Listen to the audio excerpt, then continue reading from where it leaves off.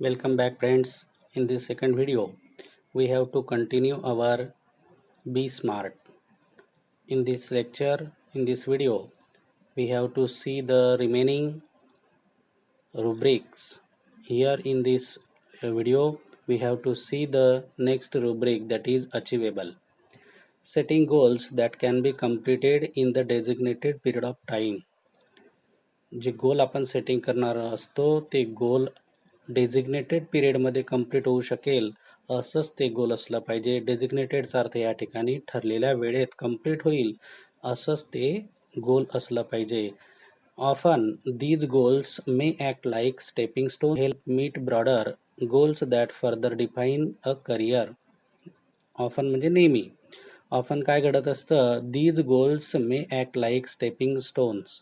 अनेक वेळेला असं घडतं की हेच गोल आपल्याला आपल्या आयुष्यामध्ये स्टेपिंग स्टोनचं काम करतात, मैलाचा दगड म्हणून काम करत असतात किंवा हेच आपल्या जीवनाची पहिली पायरी म्हणून ठरत असतात. To help meet broader goals, आणि पुढे जाऊन हे अधिक विस्तृत होत असतात. That further define as a career, आणि त्यातूनच पुढे आपला करिअर म्हणजे व्यवसाय म्हणून ते गोल आपल्याला हेल्प करत असतं किंवा उपयुक्त ठरत असतं. म्हणजेच आपल्या जीवनाची दिशा ठरण्यासाठी आपले गोल आपल्याला सहकार्य करत असतात. As a students we can't become a president, a prime minister, but can hope to reach those heights in future. We can't become a prime minister. एक विद्यार्थी म्हणून as a students we can't become a president. आपण विद्यार्थी दशेत असताना आपण president नाही बनू शकत, अ प्राईम मिनिस्टर नाही बनू शकत, पण भविष्यामध्ये can hope to reach those heights in future. पण भविष्यामध्ये फ्युचरमध्ये आपण त्या हाईट्सपर्यंत, त्या लेवलपर्यंत जाऊ शकतो. तसं आपण होप करतो, आशा करतो, अपेक्षा करतो. पुढचं जे रुब्रिक आहे ते आहे रिअलिस्टिक. रिअलिस्टिकचा अर्थ होतो वास्तवता. आता आपण वास्तवतेबद्दल बघूया. It is important to create goals that are within one's current skill or set or area of expertise. It is important to create goals that are within one's current skill. स्वतःला एखाद्या वेळेस असं काही कौशल्य आपल्याजवळ असतात, स्वतःला अवगत असलेल्या एखाद्या कौशल्यानुसार किंवा क्षमतेनुसार आपण आपलं ध्येय क्रिएट करणं इम्पॉर्टंट असतं. म्हणजे आपल्याजवळ एखादं कौशल्य किंवा ज्ञान असेल त्यावरच आपण एखादं गोल क्रिएट करणं सर्वात महत्त्वाचं असतं. जसं उदाहरणार्थ बघा, building expertise takes time. Building बांधकाम व्यावसायिक जे असतात ते सुद्धा एक्सपर्ट बनण्यासाठी टाईम घेत असतात. त्याला सुद्धा टाईम लागत असतो, वेळ लागत असतो, मेहनत लागत असते. So expecting to become an expert in a short amount of time is unrealistic. So expecting to become an expert, जर असं अल्पावधीतच, in a short of time म्हणजे काय, अल्पावधीत कमी काळामध्ये जर तुम्ही अशी एक्सपेक्ट केली, अपेक्षा केली as an expert, it is unrealistic. जर अत्यल्प काळामध्ये तुम्ही अतिशय पारंगत आहात असं अपेक्षा करणं हे अनरिअलिस्टिक होतं, अवास्तव होत असतं. तर ते वास्तवतेला धरून होत नाही. Being realistic will make it easy to be successful at attaining goal. Being realistic, वास्तवतेला धरून, you will make it easy to be successful at attaining goal. तुम्हाला जे गोल अटेन करायचं आहे, तुम्हाला जे प्राप्त करायचं आहे, ते जर रिअलिस्टिकला धरून असेल तर ते इझिली सक्सेसफुल होऊ शकतं, तुम्हाला ते सहज प्राप्त होऊ शकतं. If defensive and not aggressive, जर तुम्ही अतिशय डिफेन्सिव्हली, बचावात्मकरित्या किंवा अतिशय धडाडी शिवाय म्हणजे कुठलीही धडपड न करता जर कार्य करत असाल, the goal perhaps lacks realism. कदाचित तुमचं गोल हे अवास्तव ठरणार आहे, वास्तविकतेला धरून नसणार आहे किंवा ते रिअलिस्टिक नसणार आहे. तर ते आपल्या बचावात्मक भूमिकेमुळे बहुधा ते वास्तववादी बनत नाही. We must have the clear picture. आपल्याजवळ त्याची क्लिअर पिक्चर असलं पाहिजे. क्लिअर पिक्चरचा अर्थ की जे गोल आपल्यासमोर आपण ठेवलेला आहे, that must be clear picture. त्याचं चित्र आपल्या मनात क्लिअर असलं पाहिजे. इन माइंड, आपल्या मनात ते क्लिअर असलं पाहिजे and must have the ability to adhere to that picture. आणि we must have the ability, आणि आपल्याजवळ तशी ॲबिलिटी सामर्थ्यता असली पाहिजे to adhere to the picture. जे चित्र आपण बघतोय त्या चित्राची क्षमतेला आपण एकरूप झालो पाहिजे, एकरूपतेने आपण त्याच्याशी निगडीत राहिलो पाहिजे. म्हणजे एकरूपतेनं आपण ते क्लिअर पिक्चर जर आपल्या मनात धरलं तर ते गोल आपण एकाग्रतेने साध्य करू शकतो. पुढचं रुब्रिक आहे बघा, टाइम बाउंड, वेळेचं बंधन.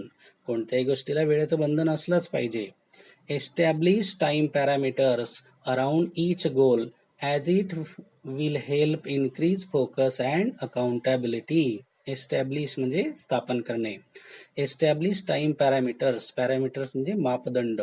एखाद्या गोलला साध्य करण्यासाठी आपण टाइमचं पॅरामीटर्स लावलं गेलं पाहिजे. आपण ते त्या ठिकाणी वेळेचं बंधन मात्र त्यासाठी पाळलं पाहिजे. कशासाठी? ॲज इट विल हेल्प, की ज्यामुळे त्याला हेल्प होणार आहे, ते गोल प्राप्त करताना आपल्याला मदत होईल. कशासाठी? इन्क्रीज फोकस, त्या गोष्टीवर आपण फोकस करू शकू, लक्ष केंद्रित करू शकू, ते गोल साध्य करण्यासाठी आपण मन एकाग्र करू शकू. अँड अकाउंटेबिलिटी, जबाबदारी, आणि जबाबदारीने आपण ते कार्य करू शकतो. म्हणजे वेळेचं जर बंधन असेल तर आपण जबाबदारीने आणि त्या गोष्टीवर फोकस करून ते साध्य करू शकतो. म्हणून वेळेचे पॅरामीटर्स असले पाहिजे. टू रिड्यूस वेट, आता एक उदाहरण दिलंय. To reduce weight we know how to go about. आपल्याला वजन कमी करायचं असेल, रिड्यूस म्हणजे कमी करणे, तर आपल्याला त्याची हाऊ टू गो अबाउट, ते कसं करायचं हे आपल्याला माहीत असतं. But without consistent time bound action.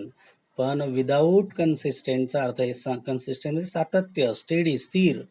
But without consistent time bound action, जर आपण सातत्यानं वेळेचं बंधन पाळलं नाही, त्यात कृती केली नाही, it never becomes a reality, तर ते वास्तवात येत नाही.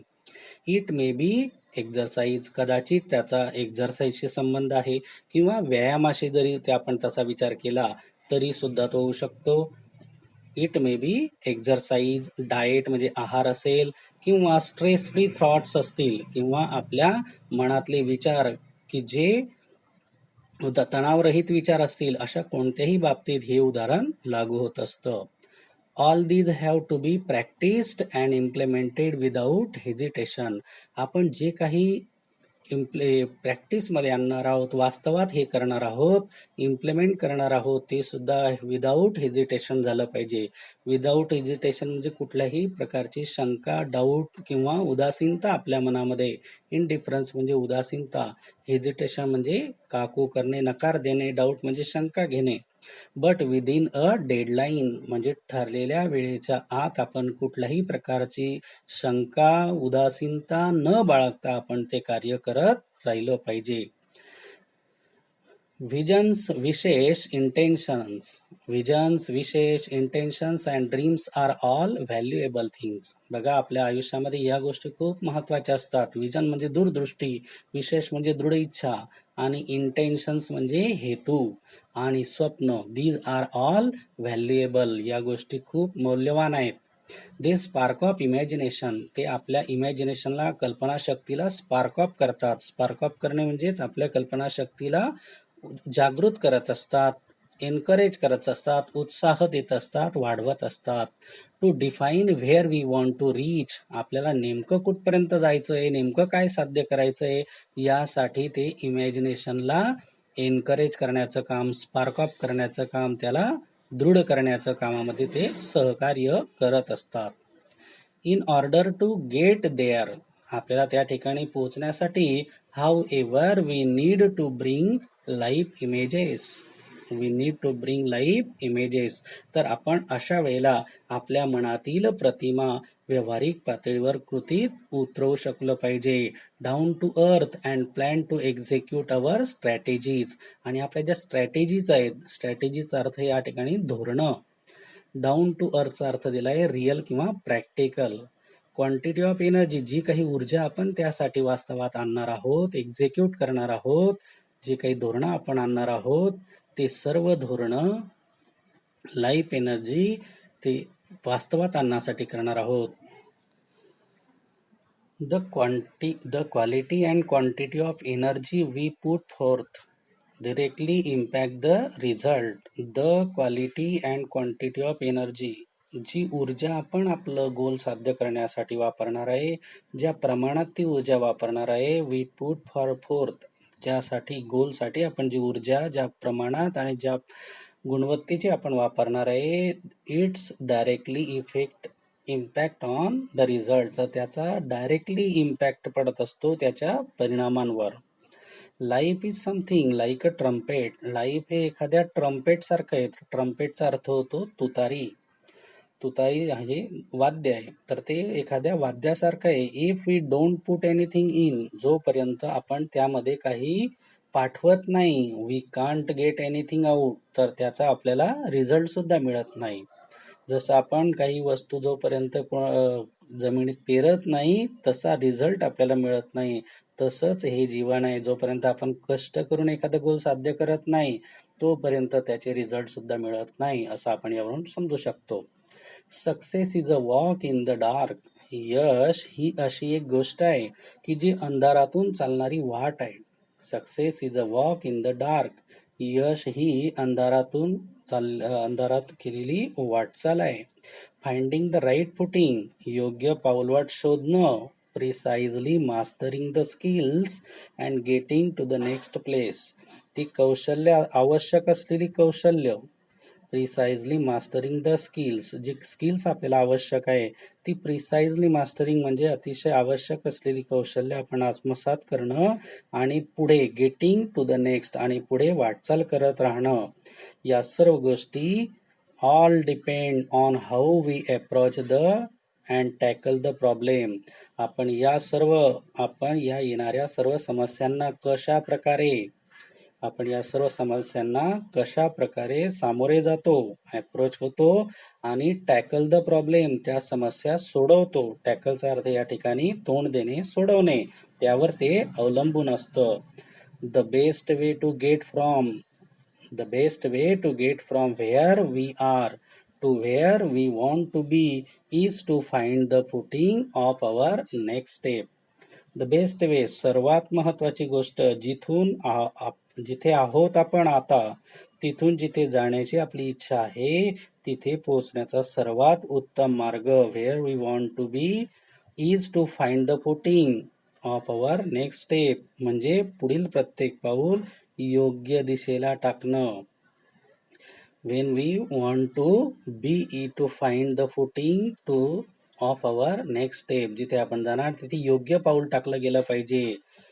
आपण उचललेलं प्रत्येक पाऊल, when we take the next step, जेव्हा आपण आपलं पाऊल उचलणार, पुढचे स्टेप्स घेणार, it should support and hold us without a crack.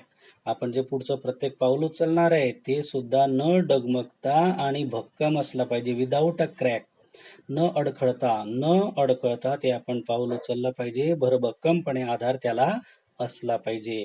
It is a explanation of our be smart. Thank you.